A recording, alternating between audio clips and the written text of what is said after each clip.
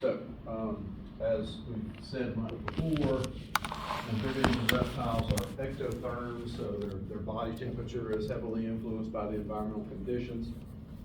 And that influences how they're distributed, right? So temperature, of course, the climate, I guess, limits the distribution and diversity, and that could be globally, right? So if you think about the globe, where are the hot spots for amphibians and reptiles?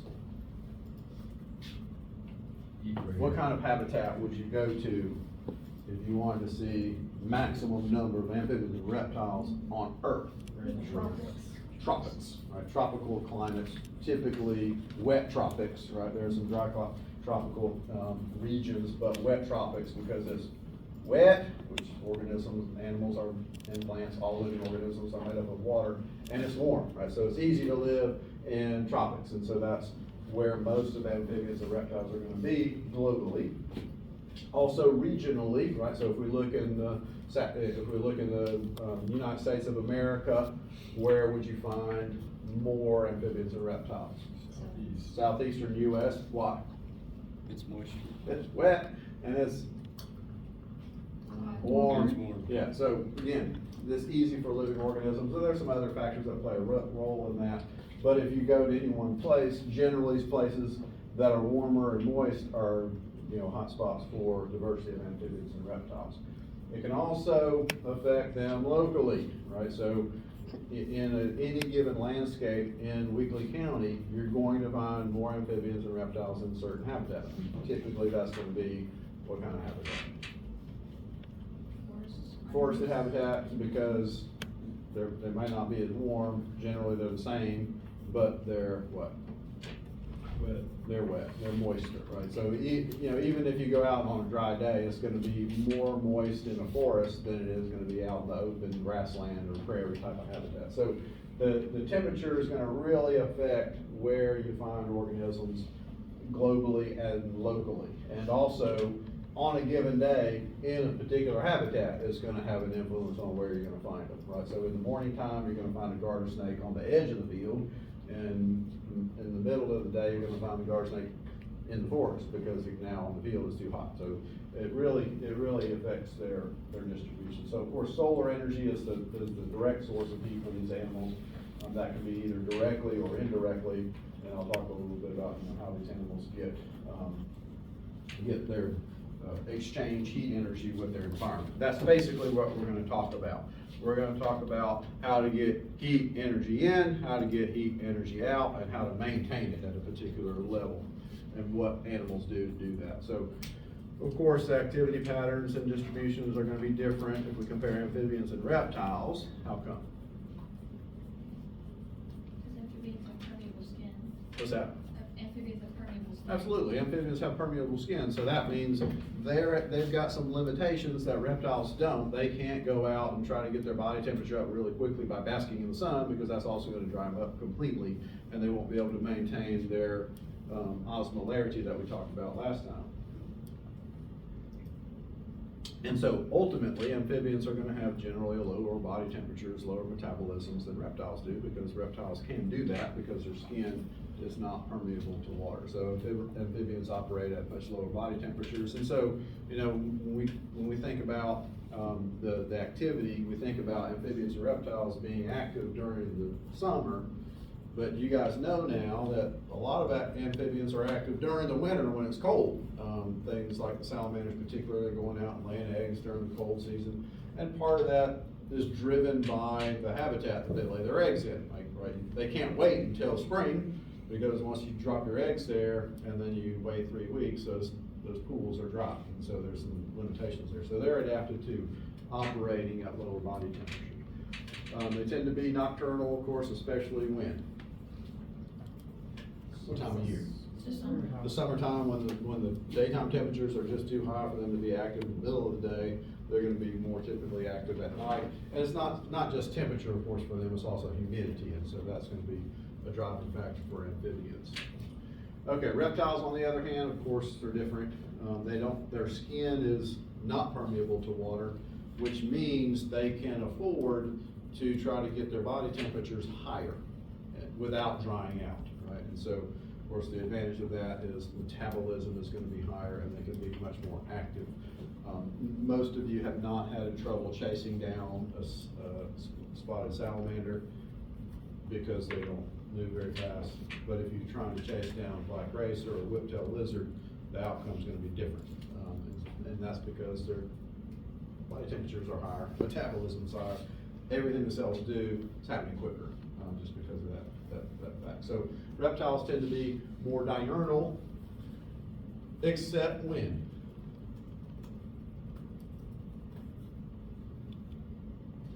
What time of year?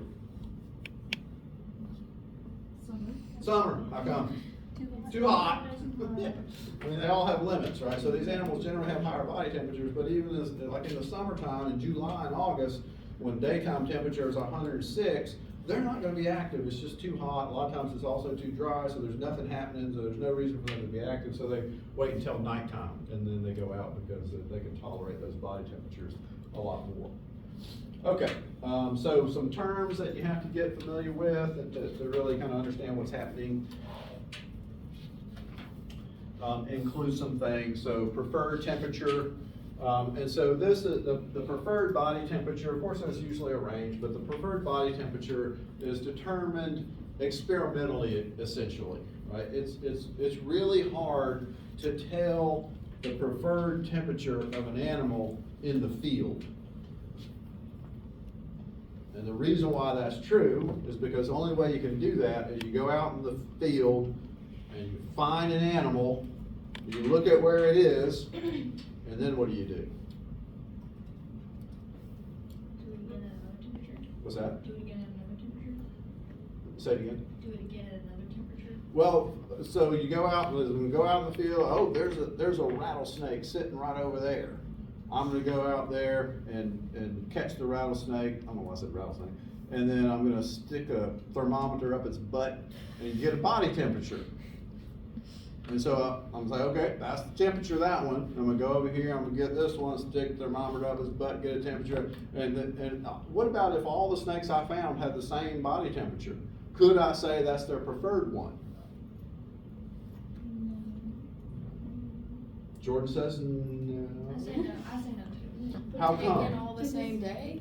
What's that? Taken all the same day under the same conditions in the same spot? No. Yeah. I'm gonna go, so I went around and 10 rattlesnakes I found, and they all had the same body temperature. I was like, okay, well, this seems like something, right? It seems like they prefer that temperature. Why can't I say that? They're ectothermic. I mean, I feel like they'd be influenced by the environment, so like, you don't know if that's their preferred temperature, it's just what they're at that moment.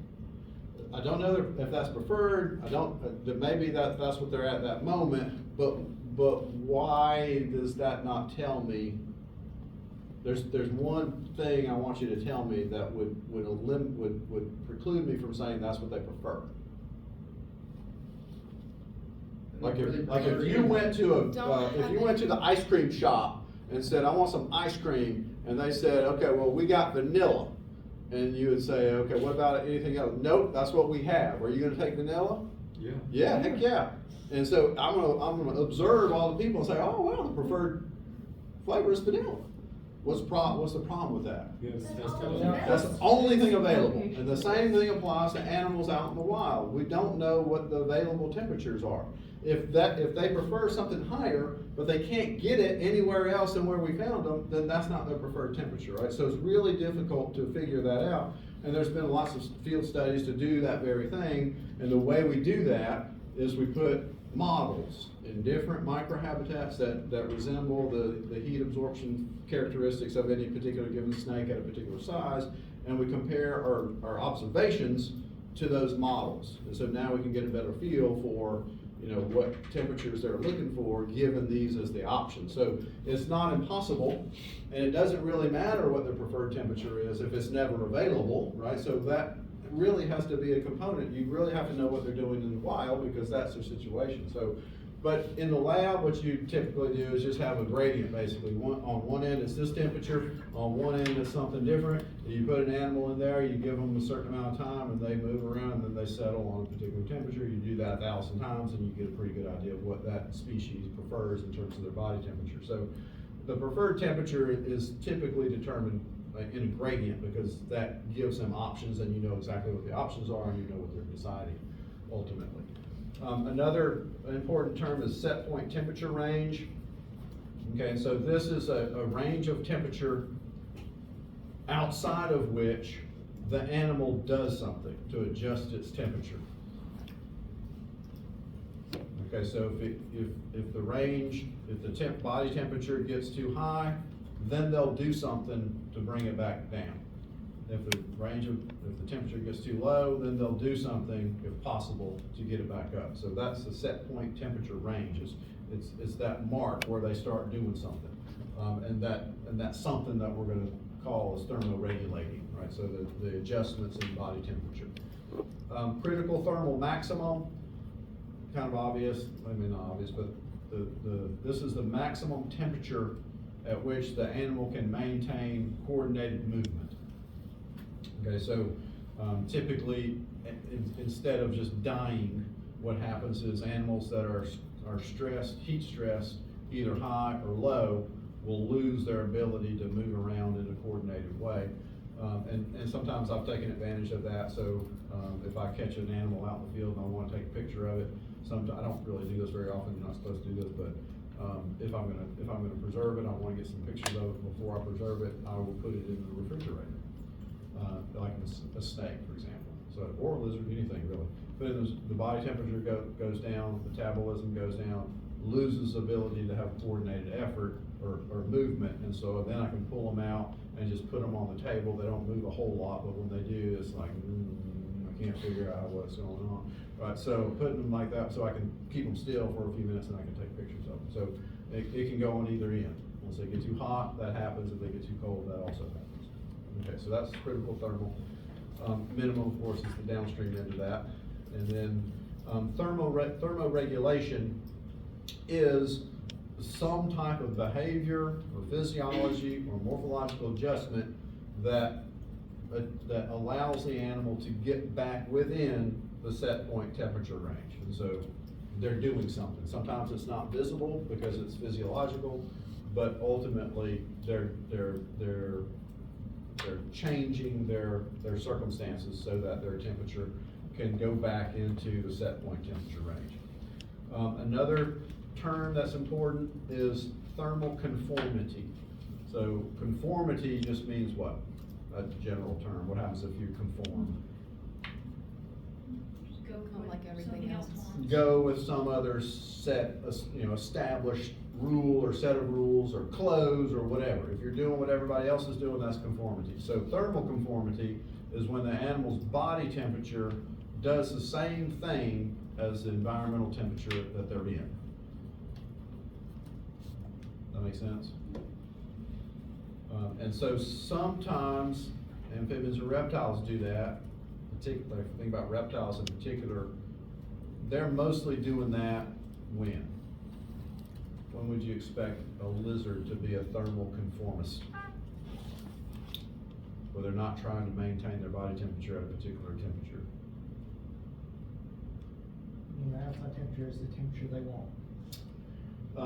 Yep, when the outside temperature is, but that's gonna be the outside temperature varies depending on where you put your thermometer, right? So even when the air temperature is 25 and the animal's preferred temperature is 25, they're still making some adjustments to make sure that it stays there, right? So that's thermoregulation. So thermal conformity is when they don't do that. And so Maybe in the winter. in the wintertime, right? So when the environmental temperature is so far outside the preferred temperature range, they can't do anything about it, they become inactive. And that's typically during the wintertime. Or it could be in the summer when things are hot and dry, all those things can happen. But generally, their body temperature is gonna go somewhere between 0 and 7.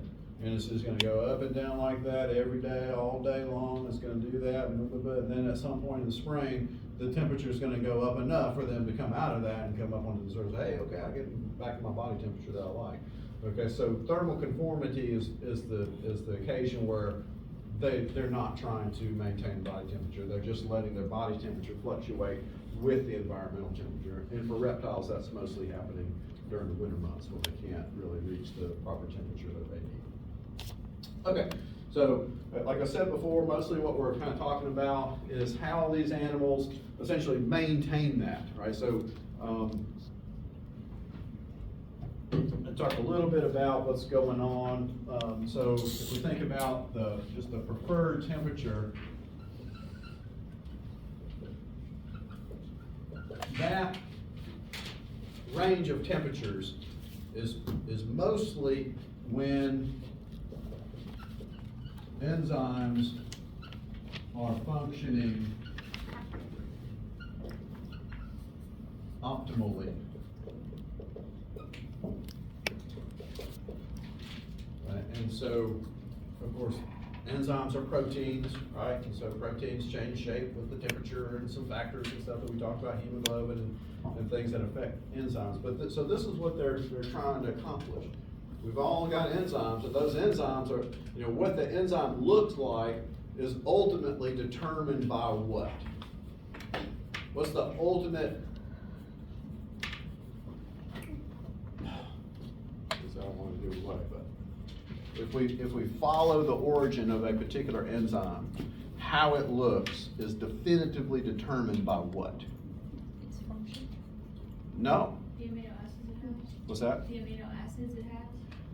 Well, that is approximately why it's what determines its shape. What is ultimately the determination of a protein's shape?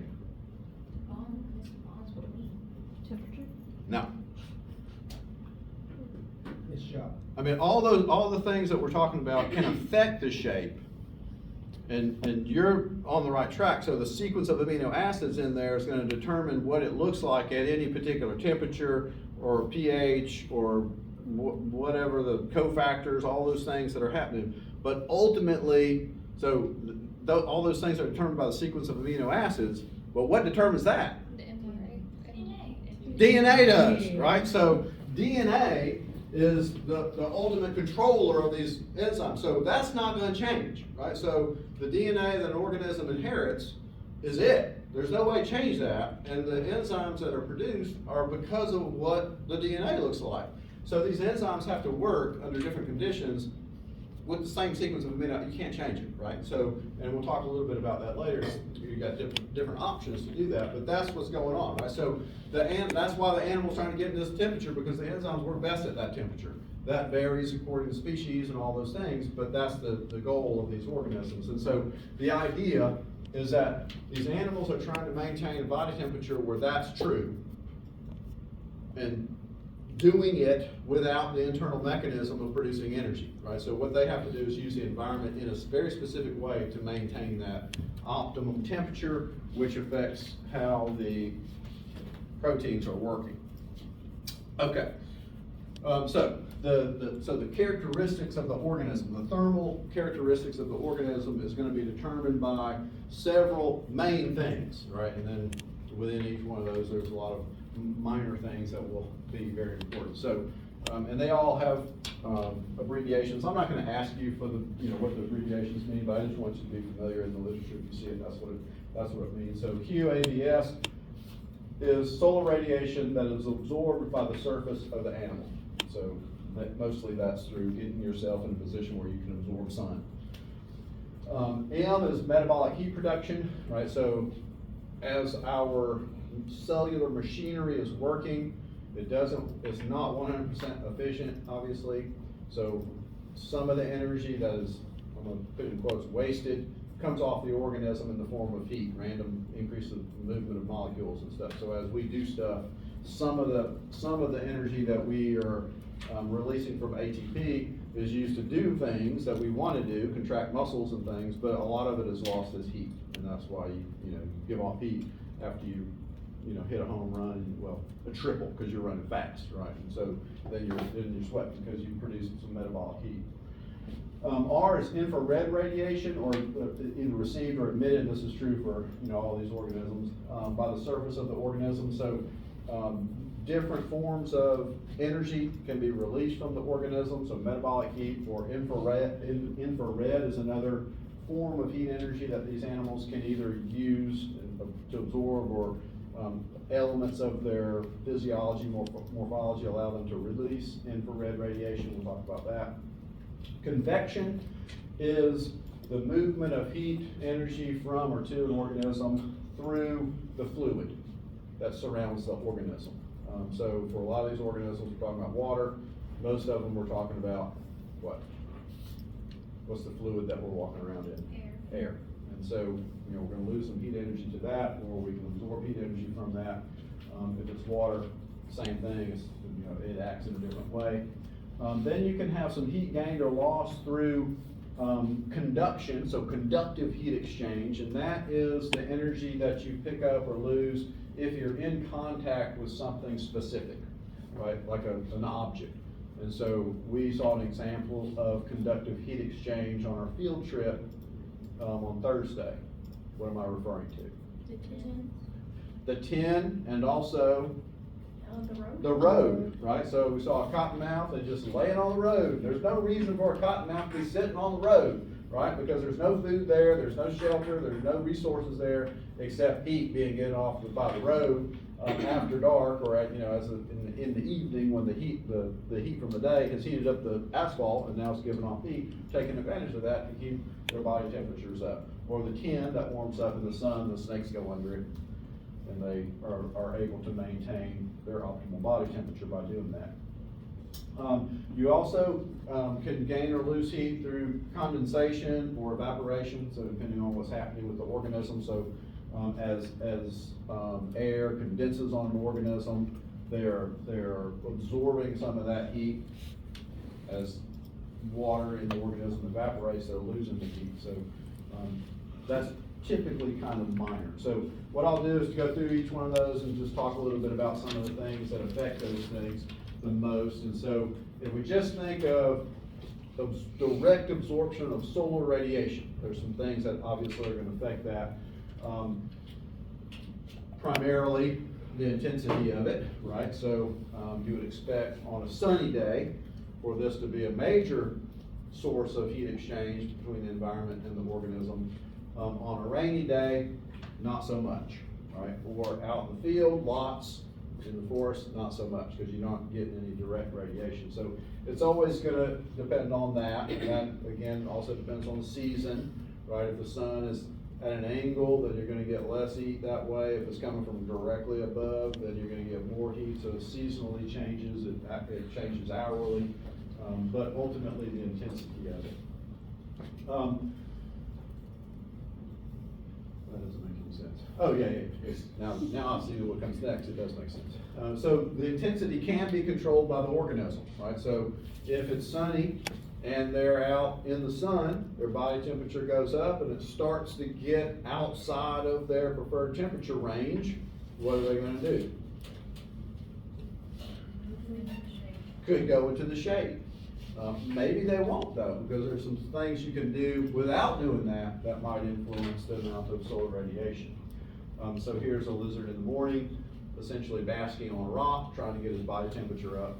And it's important for you to think about it, that they're not always doing that, right? So if you go out in the afternoon, they're not doing that, because if they did that, their body temperature is gonna be way too high. And so, we get this idea that snakes like it hot, lizards like it hot. Some do more than others, but they still have to regulate their body temperatures within this preferred range, because that's what's physiologically best for them.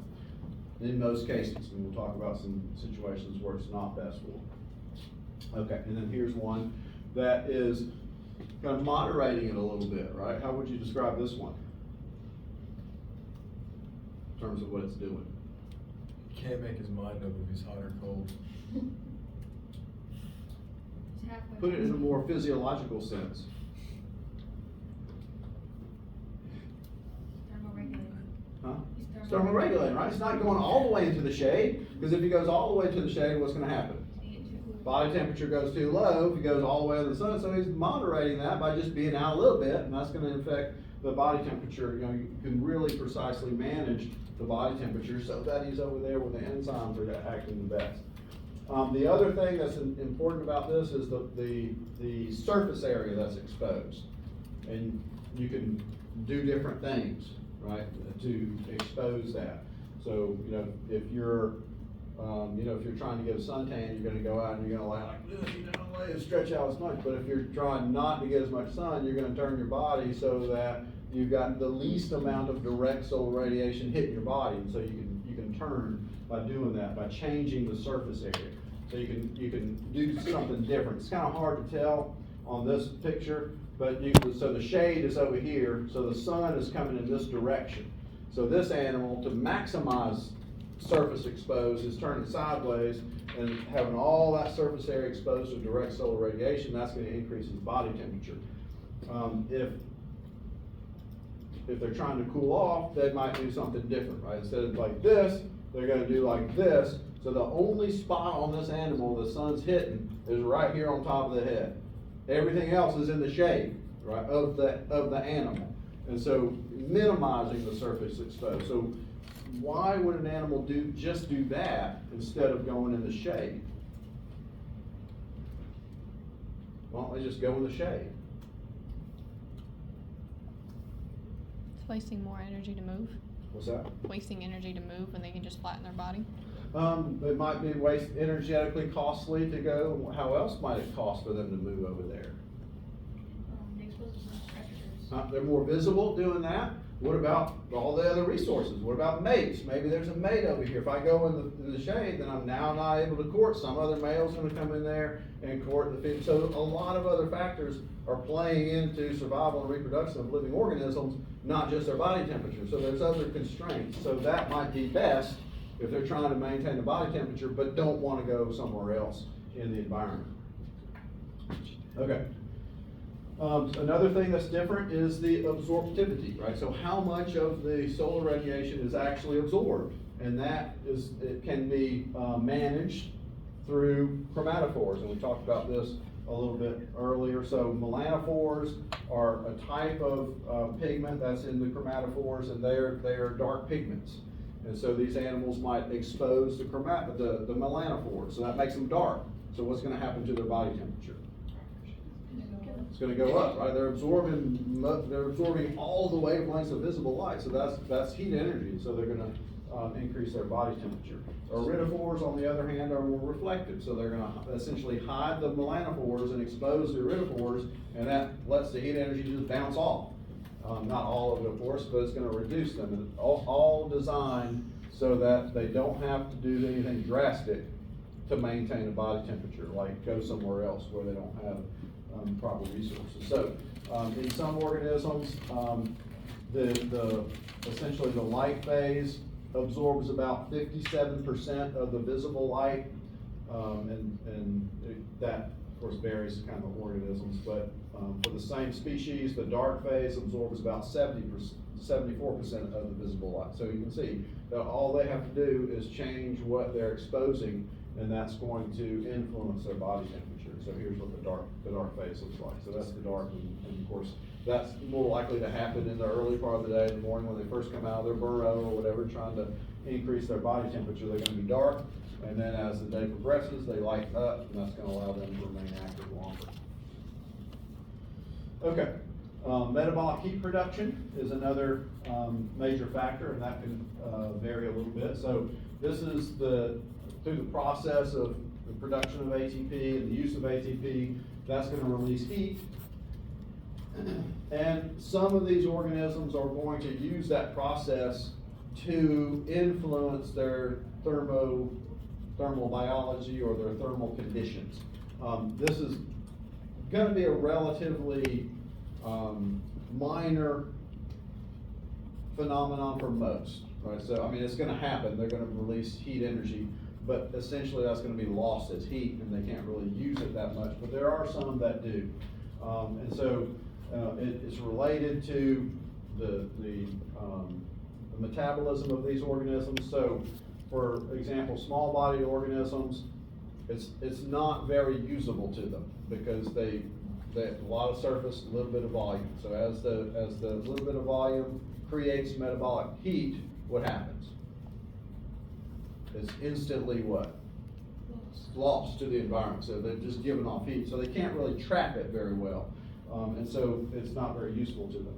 For large-bodied animals, it's more of a factor, I guess, and some of them rely on it to do specific things. Some examples include leatherback sea turtles, and so here's a leatherback sea turtle, and from this picture you can get a sense that they're pretty big. They're huge. And they're also kind of spherical in shape, which maximizes the volume, minimizes the surface area, right? So a sphere has got the maximum volume to surface that you can get. If you're not quite a sphere, it's still, a lot of volume there, which means all that tissue is metabolizing, creating heat, but there's relatively little surface to lose it.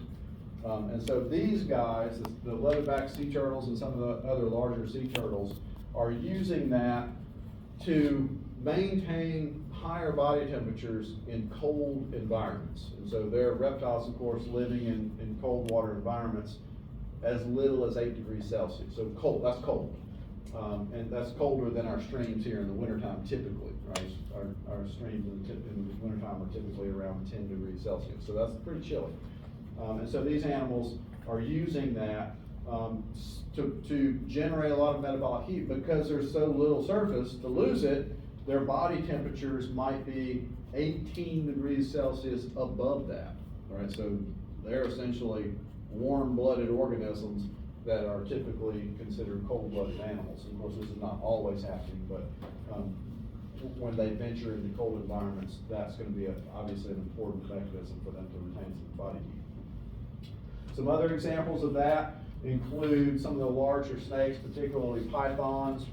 They'll use this idea during egg brooding, and so of course that means as the eggs are deposited, they tend to guard them in a cluster, and that's the brood. And so these guys, the females will kind of circle the eggs, which is pretty unusual for most snakes. Most snakes don't have much parental behavior, but pythons do. And so the females, if the air temperature is too low, the temperatures of the eggs get too low, these animals will shiver, essentially. And so what is that doing?